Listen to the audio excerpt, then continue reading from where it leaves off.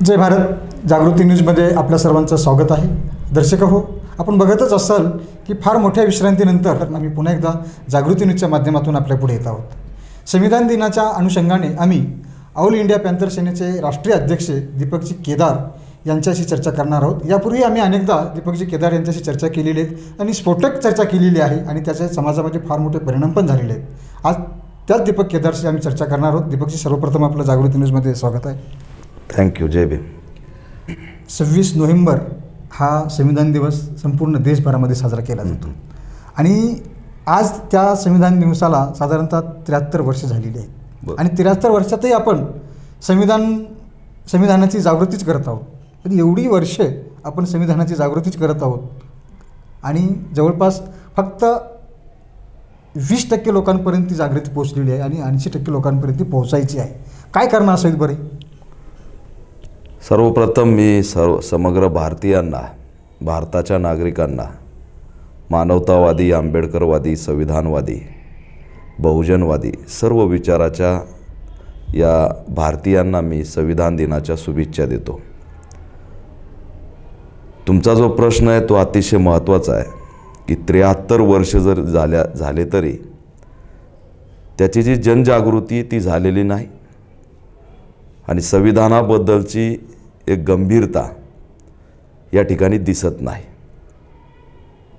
गेल्या या 9 वर्षामध्ये संविधानावरती जे आघात झाले त्यानंतर आमच्या लक्षात आलं की संविधान धोक्यात आहे आणि तेव्हा नरेंद्र मोदींचं सरकार या ठिकाणी आलं. ते RSSचं सरकार आहे ज्याची विचारधारा संविधान विरोधी आहे आणि मग त्यांच्या लोकसभेच्या सदस्यांनी जे काही स्टेटमेंट केलं हेगडेंनी की आम्ही संविधान बदलण्यासाठी सत्तेत आलोत, हे कधीच झालं नव्हतं. ते त्या ठिकाणी झालं आणि मग आम्ही या देशात एक रान पेटवायला सुरुवात केली की संविधान धोक्यात आहेत, यांचे मनसुबे काही वेगळे दिसायला लागलेत. लोकतंत्र बचाव, संविधान बचाव नावाचे आंदोलनं, मोर्चे, त्याच्यानंतर परिषदा घेण्याचं काम या देशात आम्ही सुरू केलं आणि हे ठरवलं की संविधान दिन हा सन्मान दिवस असेल, गौरव दिन असेल, रॅलीच्या स्वरूपात असेल, मार्चच्या स्वरूपात असेल, प्रबोधनाच्या स्वरूपात असेल, हा मोठ्या प्रमाणात लोकांमध्ये रुजवायचा.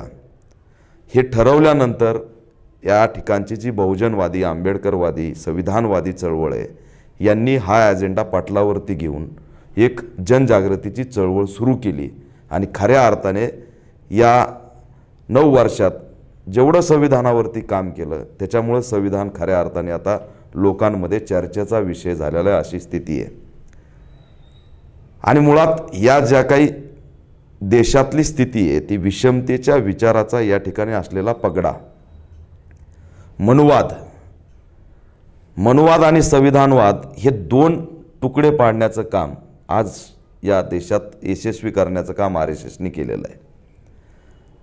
आणि साहजिकच आहे 73 वर्षामध्ये संविधान आम्हाला समजलं नाही, आमच्या लोकांना समजू दिलं नाही. ज्याच्यात तुमचे हक्क अधिकार असतात ते तुम्हाला समजूच द्यायचं नाही, ही मनुवाद्यांची स्ट्रॅटर्जी आहे. तुम्ही आता म्हणालात की तुम्ही संविधान रॅलीच्या माध्यमातून, संविधान दौडच्या माध्यमातून संविधानाची जागृती करतायत. ही 9 वर्षापासूनची आहे, परंतु त्याचा कितपत परिणाम होतोय आणि कितपत त्याचा फायदा होतोय, काय वाटतं तुम्हाला? नाही, परिणाम होतोय ना, असं कसं बोलता येईल?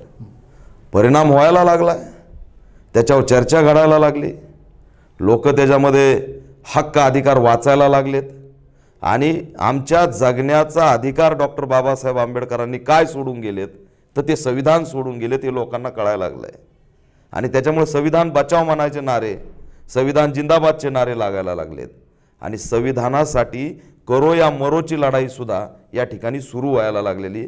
परिणाम होतोय आणि म्हणूनच हे कार्यक्रम महत्त्वाचे आहेत असं मला वाटतं. आता आपण म्हणालात की RSS प्रणित सरकार आहे, BJPचं सरकार आहे आणि ते देशावरती आता राज्यकर्ते म्हणून आलेले आहेत. म्हणजे आता हे तर त्यांच्याच हातामध्ये संविधानिक मूल्य आहेत आणि तुम्ही त्यांच्या विरोधात काम करताय, त्यांच्या विरोधात तुम्ही बोलताय, याचा परिणाम होईल काय वाटतं तुम्हाला? नाही होणार ना. RSS जर सगळ्यात जास्त कुणाला घाबरत असेल तर ती आंबेडकरवाद्यांना घाबरती, या निळ्या प्रतीकाला घाबरती, निळ्या झेंड्याला घाबरती आणि डॉक्टर बाबासाहेब आंबेडकरांच्या फोटोला, संविधानाला आणि त्यांच्या कार्यकर्त्यांना, अनुयायांना घाबरते. त्यांना माहीत आहे संविधानाशी जर छेडछाड केली तर हे काही करायला बसलेत. काही, मी त्याच्यामध्ये थेट इशारा देतो की काही. हात दाखवला तर हात, डोळे दाखवले तर डोळे, या स्थितीवर सुद्धा आम्ही काम करू शकतो याची गॅरंटी या सरकारला आहे. त्याच्यामुळं आजपर्यंत हे संविधान टिकलेलं आहे. पण त्यांनी पळवाटा काढल्यात. आता कालची बातमी आहे की NCERTनी 7वी आणि 9वीमध्ये रामायण महाभारत शिकवायला आणलं आहे. ही पळवाट आहे, थेट संविधानाला चॅलेंज करू शकत नाहीत. मग धर्माचं असणारं शिक्षण, एका ठराविक धर्माच्या असणाऱ्या धर्मग्रंथाचं शिक्षण हे 7वी आणि 8वीच्या विद्यार्थ्यांना शिकवायला निघालेले आहेत. ही जे काय आहे याच्या विरोधात आम्ही बंड करून उठलोत आणि आम्ही मागणी करतोय की कोणत्याही धर्माचा धर्मग्रंथ तुम्ही शिकवू नका. शिकवायचा असेल तर संविधान हाच असणारा एकमेव या देशाचा ग्रंथ, त्या ठिकाणी जिवंत ग्रंथ आहे. तो असा तसा नाही. येताल्या शोषितांच्या, वंचितांच्या, सर्वांच्या न्याय हक्काचा तो त्या ठिकाणचा लेखाजोखा हा असणारा पाठ्यक्रमामध्ये, अभ्यासक्रमामध्ये आणला पाहिजे. 73 वर्ष यांनी हेच केलं ना. आम्हाला वेगळ्या ठिकाणी गुंतून ठेवलं आणि अभ्यासक्रमात संविधान आणलं नाही. ही गंभीर स्थिती या ठिकाणी निर्माण केलेली. त्याच्यामुळे पळवाटा काढायच्या. मग कधी हिंदू राष्ट्राची भाषा करायची, कधी धर्मराष्ट्राची भाषा करायची, कधी भोंदू लोकांना मैदानात सोडायचं. आता ज्याचं काय नाही ते बागेश्वर, ठगेश्वर असे लोक भोंदू सोडलेत आणि ते संविधान राष्ट्र निर्मितीची भाषा करतात. हे अचानक 9 वर्षात आले कुठून? आणि यांचे कार्यक्रम भाजप आयोजित करते, त्यांचे मंत्री आयोजित करतात, RSS आयोजित करतात आणि सरळ सरळ धर्मराष्ट्राची भाषा या ठिकाणी केली जाते. आणि म्हणून हे पळवाटा काढलेल्या आहेत. एकीकडे मोहन भागवतांनी सांगायचं आम्ही संविधानाच्या बाजूने आहेत, आरक्षणाच्या बाजूने आहेत, आणि दुसरीकडे जाती जातीमध्ये भांडणं लावायचे. ही या ठिकाणची स्ट्रॅटर्जी, या स्ट्रॅटर्जीच्या विरोधात आम्ही लढतोय. तुम्ही आता म्हणालात की ही काही त्याच्या पळवाटा आहेत. काय अशीच एक मराठा आरक्षणाची जी बाजू आता आपण बघतोय की एकीकडं OBC आणि मराठ्यांमध्ये भांडणं वाद लावला जातोय, तर काही असंच पळवाटाचा प्रकार आहे का? काय वाटतं तुम्हाला याच्याबद्दल? हो, कायद्याचे शत्रू करायचे, संविधानाचे शत्रू करायचे, आरक्षणाचे शत्रू करायचे आणि निवून आणायचं आणि सोडायचं की कायदा आहे म्हणून आम्ही देऊ शकत नाहीत, संविधानामध्ये तरतूद नाही म्हणून देऊ शकत नाहीत. म्हणजे घालायचं कुणावर? संविधानावर, कायद्यावर. त्या ठिकाणी मोकळं व्हायचं आणि त्याचे शत्रू झाले की त्याला कोलमडायला मोकळे. लोक सहज चर्चा करतात, काय हा कायदा आहे, काय हे संविधान आहे, आम्हाला मिळत नाही. पण त्याचे शत्रू करण्यासाठीची ही स्ट्रॅटर्जी आहे. आणि मग जाती जातीचं विघटन करायचं. विघटन करण्यामध्ये RSS जगात नंबर 1 संघटना आहे. त्यांनी मणिपूरमध्ये ते केलं, याच तत्वावरती केलं. मणिपूर जळतोय, आजही जळतोय. त्यांना हे महाराष्ट्र जाळायचं आहे.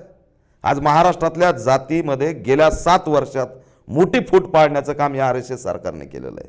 कोणत्या जातीचा कोणता झेंडा होता हे माहीत नव्हतं, ते झेंडे सगळे माहीत झाले. कुणी घेऊन दिले, कोण उभा करतंय, हे सगळे सूत्रधारी आहेत. यांना जातीमध्ये विघटन करायचंय, जाती जातीत दंगली करायच्यात. द्यायचं कुणाला काहीच नाही. मराठा समाजाला काही द्यायचं नाही, OBCचं काही घ्यायचं नाही. पण एकीकडे दाखवायचं OBCचा मीच वाली आहे, एकीकडे दाखवायचं मराठांचा मीच वाली आहे. आणि 70 वर्षात, 40 वर्षात, 50 वर्षात काही दिलं नाही. बदल झालेला आहे. आर्थिक या ठिकाणी सगळ्याचीच ढासळण झालेली आहे. जमिनींचं वाटप झालेलं आहे, बेरोजगारी आलेली आहे. त्यांना पर्याय म्हणून काय दिलं? काहीच नाही. या ठिकाणी हे आरक्षणाचा जो वाद आहे तो ठराविक काळासाठीच कसा काय येतो, तो कायमस्वरूपी या महाराष्ट्राचा मुद्दा का होत नाही आणि त्याच्यावरती कायमस्वरूपी तोडगा का काढला जात नाही, हे आमचं असणार या ठिकाणी. याच्यामध्ये आपण बघतोय की असे मुद्दे आलेले आहेत की महाराष्ट्रामध्ये सत्तेवरती मराठीच असतात, परंतु मराठ्यांना आरक्षण मिळत नाही. किंवा आता जो वाद चालू आहे की मराठा OBC वाद फार मोठ्या प्रमाणामध्ये सोशल मीडियावर सुरू आहे. छगन भुजबळ वर्सेस जरांगे पाटील हे असं वाद सुरू आहे. परंतु संविधानिकरित्या हे मराठ्यांना आरक्षण कसं मिळेल, काय वाटतं तुम्हाला त्याबद्दल? यामध्ये संविधानिकरित्या हे मिळतंय, फक्त त्याच्यामध्ये राज्यकर्त्यांची भूमिका ही छत्रपती शाहू महाराजांसारखी नाही आहे, दुर्दैव आहे. सामाजिक न्यायाची भूमिका नाही, मागासलेल्यांना पुढं आणण्याची भूमिका नाही. ती भूमिका छत्रपती शाहू महाराजांमध्ये होती. आणि दुर्दैव आहे की फुले शाहू आंबेडकरांनंतर आतापर्यंत मागास आणि सामाजिक न्यायाची दृष्टी असलेलं नेतृत्वच या राज्यात तयार झालेलं नाही. सत्ता भोगली, प्रस्थापित झाले, घराणे मजबूत केले, पण या ठिकाणच्या मागासवर्गीयांना पुढं आणण्याचं काम आणि त्यांच्याकडे संवेदनशील दृष्टीने बघण्याचं काम या ठिकाणी झालेलं नाही. त्यामुळं साहजिकच आहे की जे मागास आहेत त्यांची काउंटिंग झाली पाहिजे, इम्पेरिकल डेटा दिला पाहिजे. सुप्रीम कोर्टाच्या गाईडलाईन जर फॉलो केल्या तर संवैधानिक कायदेशीर आरक्षण मिळतंय ना. पण ती पळवाट काढायची म्हणून जातीला एकामेकाच्या विरोधात भिडवायचं, मानसिकता देण्याची नाही. आणि देण्याची मानसिकता छत्रपती शाहू महाराजांत होती, ती परत कुणात निर्माण होऊ शकत नाही. आज एकही राजकारणी सत्तेतला असो विरोधातला असो तो संवेदनशील नाही. या गरिबांच्या, शोषितांच्या, वंचितांच्या दुःखाशी त्याचे अटॅचमेंट नाही आणि त्याच्यामुळं संवेदना नसल्यामुळं न्याय मिळत नाही अशी स्थिती आहे. त्यास सुप्रीम कोर्टाच्या इम्पेरिकल डेटाच्या भूमिकेवरती जर काम केलं तर तिथं आरक्षण कायदेशीर मिळतंय. ओबीसी मराठा वाद व्हायची संबंध येत नाही. कोण करतंय? आज मला सांगा, छगन भुजबळ ही एक भडकाऊ सभा घेतात, त्याच्यामधून थेट त्या ठिकाणी टार्गेट करतात.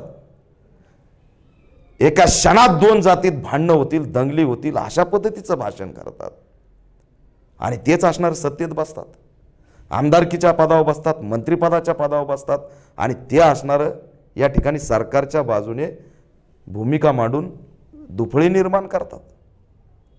तर हे कुठंतरी सुनियोजितपणे आहे, हे ठरलेलं आहे. दंगली घडवायच्या, जातीजातीत भांडणं लावायचे आणि आरक्षण हे मिळू शकतं त्याला असणारं बिहार पॅटर्न राबवावं लागेल. जातीनिहाय जनगणनेची भूमिका कुणीच घेत नाही. मी तुम्हाला माहिती देतोय की या देशात ब्राह्मणांचं वर्चस्व एक्सपोज होईल म्हणून जातीनिहाय जनगणना केली जात नाही. शेवटची जाती जनगणना जी झाली तिला किती कालावधी झाला? आज कोणत्याही जातीची आकडेवारी या देशात नाही आहे, महाराष्ट्रात नाही. बिहारने ते करून दाखवलं, त्यांच्या राज्यात जातीनिहाय जनगणना केली, आरक्षणाची त्या ठिकाणी सगळीच असणारी भूमिका बदलून गेली. आमच्या महाराष्ट्रात का होत नाही, देशात का होत नाही? हे असणारं जातीनिहाय जनगणना जर झाली तर मागासलेपणाचा आकडा पुढे येऊन आरक्षण भेटण्याच्या वाटा मोकळ्या होतील. तुम्ही आता म्हणालात की बरेच काळ लोटला की जातीने जनगणना म्हणजे इंग्रज भारतामध्ये असताना जातीने जनगणना होत होती, म्हणजे 1931 पर्यंतची जातीने जनगणना झालेली आहे आणि 1941ला जेव्हा जातीने जनगणना होणार होती तेव्हा देशामध्ये म्हणजे जगभरात दुसरं महायुद्धाची परिस्थिती होती आणि ती झाली नाही. परंतु देशामध्ये जेव्हा हे सत्तेत आले आणि तुम्ही म्हणालात की त्याची जातीने जनगणना झाली नाही, तर ती जातीने जनगणना न होण्याची कारणं काय असावीत, काय सांगाल त्याबद्दल? अहो उघड आहे. देवी गावडा सोडलं, व्ही.पी. सिंग सोडले, चंद्रशेखर सोडले किंवा मग ते आपलं त्याच्यामध्ये अनेक 1-2 जण सोडले, 3-4 जण सोडले, तर या देशाचे पंतप्रधान ब्राह्मण, सगळे ब्राह्मण आहेत आणि ते सगळे ब्राह्मण या देशात 3.5% आहेत. प्रशासकीय अधिकारी तेच, न्यायालयात तेच, त्या उच्च पदावर तेच, सचिव पदावरती तेच, त्या सगळ्या संस्थेमध्ये स्वायत्ता संस्थेत तेच. हे एक्सपोज होतील म्हणून असणारं जातीनिहाय जनगणना केली जात नाही. यांचं वर्चस्व उघडं पडेल आणि या देशातला बहुजन एकवटून आपला हक्क आणि अधिकार मागण्यासाठी रस्त्यावर उतरेल आणि आपला हक्क हिसकावून घेईन बाबासाहेबांनी दिलेल्या संविधानाच्या माध्यमातून. या भीतीतून जातीनिहाय जनगणना होत नाही, हेच असणारं मूळ त्याच्या मागचं कारण आहे. परंतु आता अलीकडे बघतोय की आपण काँग्रेस हे त्यांच्या मॅनिफेस्टोमध्ये आता येणाऱ्या निवडणुकांमध्ये मॅनिफेस्टोमध्ये त्यांनी मुद्दा उपस्थित केलेला आहे की जातीने जनगणना झाली पाहिजे. इतकी वर्षे गप्प असलेली काँग्रेस आता काय ह्या मुद्द्यावरती बोलते, काय वाटते? नौटंकी आहे. सगळ्यात जास्त सत्ता भोगलेली काँग्रेस आहे आणि त्याच्यामध्ये काँग्रेस ही निवडणुकीच्या तोंडावर फक्त नौटंकी करत आलेली आहे. द्यायचं काय नाही, भिजत घोंगडं ठेवायचं आणि हे जाहीरनामे आहेत ना, हे फक्त असणारे केळं आणि रताळ्यासारखे झालेले आहेत, दाखवायचे, त्याचं इम्प्लिमेंट काहीच करायचं नाही. हा जाहीरनाम्यामध्ये जी काही घोषणा केली ती उद्या त्यांनी केलंच नाही काही, तर त्यांचं आम्ही काय करणार आहेत? तशी काय तरतूद आहे कायद्यात त्यांच्यावर कारवाई करायची? उघड उघड खोटं बोलून प्रचार करणे, सत्ता मिळवणे, सत्तेचा मलिदा त्या ठिकाणी खायचा आणि खोटे आश्वासन द्यायचं, हे काँग्रेसचं धोरण आहे. द्यायचं असतं तर काँग्रेसच सगळं देऊ शकले असते आणि काँग्रेसने दिलं असतं तर याच प्रश्न उभा राहिले नसते, आज भाजप सत्तेत गेली नसते. काँग्रेसने दिलं नाही म्हणून हे सुरू आहे. जुमलेबाजी हा असणारा काँग्रेसने उचललाय का, माझा त्यांना प्रश्न आहे. एवढ्या वर्षात का नाही केलं? 15 लाख हम देंगे मानल्यासारखं तुम्ही करायला लागलात का? हे सुद्धा जुमलेबाज शिकलेत असं माझं या ठिकाणी दिसायला लागलेलं आहे. काँग्रेस काही देणार नाही. काँग्रेसमध्ये ज्या वेळेस या ठिकाणी राजकीय विश्लेषक एक अंदाज व्यक्त करतात की आता काँग्रेस सत्तेत येणार आहे, त्यावेळी भाजपमधले प्रस्थापित काँग्रेसमध्ये जातात आणि भाजपची सत्ता येणार असली की काँग्रेसमधले भाजपमध्ये जातात. सत्ता काँग्रेस भाजप, काँग्रेस भाजप, याच्या पलीकडे गेली का? जातच नाही. आणि एवढंच नाही तर ते खासदार सुद्धा तेच. राधाकृष्ण विखे पाटील काँग्रेसमधून आजपर्यंत होते, आता भाजपमधून आहेत. महाराष्ट्रातले किती नेते आहेत प्रस्थापित नेते की जे काँग्रेसमध्ये होते आता भाजपमध्ये आहेत. सत्ता येण्याची दिशा दिसली काँग्रेसची की भाजपमधून काँग्रेसमध्ये येतील. बरोबर आहे. आपण संविधानावरती चर्चा करतोय की राजकीय विषयावरती आपण चर्चा करूच, परंतु आता संविधान दिनाच्या अनुषंगाने लोकांनी, जनतेने, संविधानप्रेमी लोकांनी काय संकल्प केला पाहिजे असं तुम्हाला वाटतं? ही लढाई शेवटची आहे. हे जर नरेंद्र मोदीची RSSची सत्ता जर आली पुन्हा वर्षभराने तर संविधान राहील की नाही याची शंका आम्हाला या ठिकाणी वाटायला लागली. ठीक आहे, त्याच्यासाठी आम्ही रक्तरंजित क्रांती करू, पण भारतीयांनी इंडिया की भारत हा वाद उभा करणाऱ्या, म्हणजे भारतावरच प्रश्नचिन्ह निर्माण करणाऱ्या या व्यवस्थेचे मनसुबे वळकावेत. बेरोजगारी, दलित अत्याचार, महागाई, शोषितांचे प्रश्न, गटारामध्ये मारणारे लोक, हे सगळे वाढत जाणार आहेत आणि ते गुलाम करण्याच्या दिशेने घेऊन जाणार आहेत. हे शूद्र गुलाम झाले पाहिजेत. ही व्यवस्था विषमतेकडून या ठिकाणी राबवण्याचा अजेंडा RSSचा आहे. RSSला सुद्धा 100 वर्ष होत आहेत आणि ते कधीही धर्मराष्ट्राची घोषणेच्या दिशेने वाटचाल करायला निघालेत. जर हा देश, आम्ही भारतीय, भारताचे लोक, तुमचा जो नारा आहे चॅनलचा जय भारत, हा जर अबाधित ठेवायचा असेल तर संविधानवाद्यांनी या ठिकाणी हे शेवटचं वर्ष म्हणून या संविधानानिमित्त शपथ घेतली पाहिजे की या संविधानाला मी वाचवणार, टिकवणार आणि एवढंच नाही तर या संविधानाच्या रक्षणासाठी माझा जीवही देणार. हे असणारं संविधानानिमित्त दिनानिमित्त मी जाहीर भारतीयांना आव्हान करतो. धन्यवाद दीपकजी. आपण नेहमीप्रमाणे रोखठोक आणि प्रखड अशी भूमिका मांडलेली आहे. पुन्हा एकदा मी आपलं जागृती न्यूजच्या माध्यमातून आभार व्यक्त करतो. धन्यवाद. थँक्यू.